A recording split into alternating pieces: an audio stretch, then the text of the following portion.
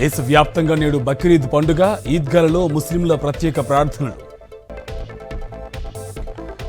ముస్లిం సోదరులకు చంద్రబాబు నాయుడు బక్రీద్ శుభాకాంక్షలు.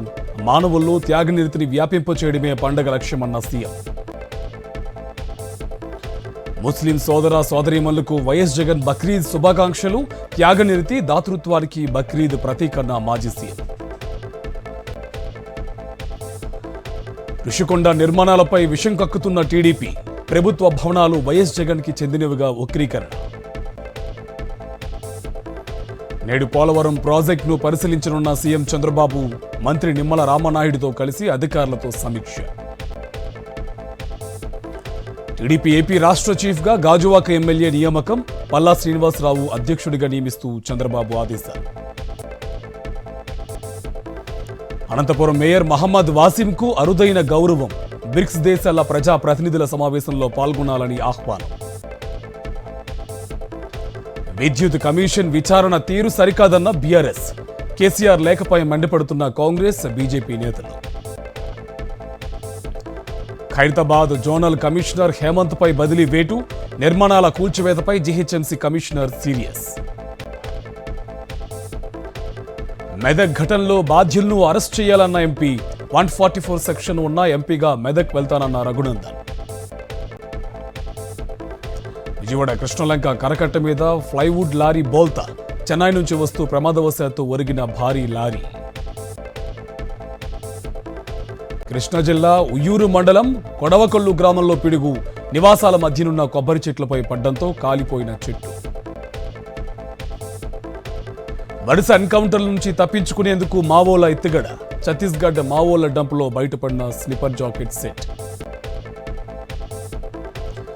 వరంగల్ జిల్లాలో అడ్డు అదుపు లేకుండా సాగుతున్న మట్టి దందా. చెరువుల్లో మట్టిని దోచుకుంటున్న అక్రమార్కులు.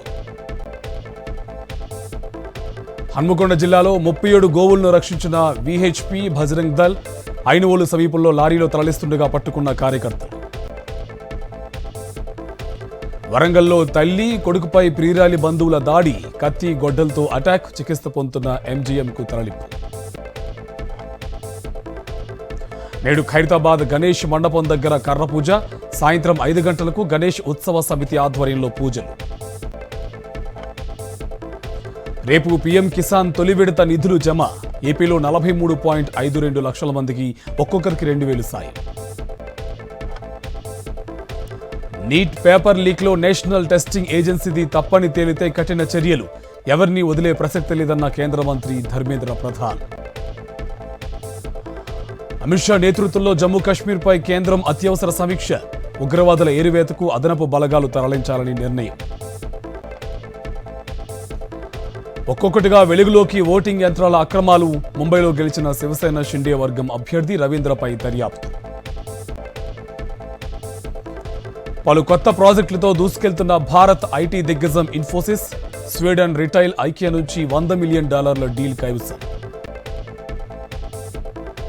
అంగరంగ వైభవంగా అర్జున్ కుమార్తె ఐశ్వర్య, ఉమాపతి రిసెప్షన్. చెన్నైలోని లీలా ప్యాలెస్ లో ఘనంగా వేడుక. హాజరైన ప్రముఖులు. తిరుమలలో కొనసాగుతున్న భక్తుల రద్దీ. అన్ని కంపార్ట్మెంట్లు నిండి వెలుపల క్యూలైన్లో భక్తులు. T20 వరల్డ్ కప్ లో నేడు న్యూజిలాండ్ వర్సెస్ పాపువా న్యూగినియా. రాత్రి 8 గంటలకు ట్రినిడాడ్ వేదికగా జరగనున్న మ్యాచ్. బంగాళాఖాతంలో ఉపరితల ఆవర్తనం. రానున్న 2 రోజులు తెలుగు రాష్ట్రాల్లో విస్తారంగా వర్షాలు.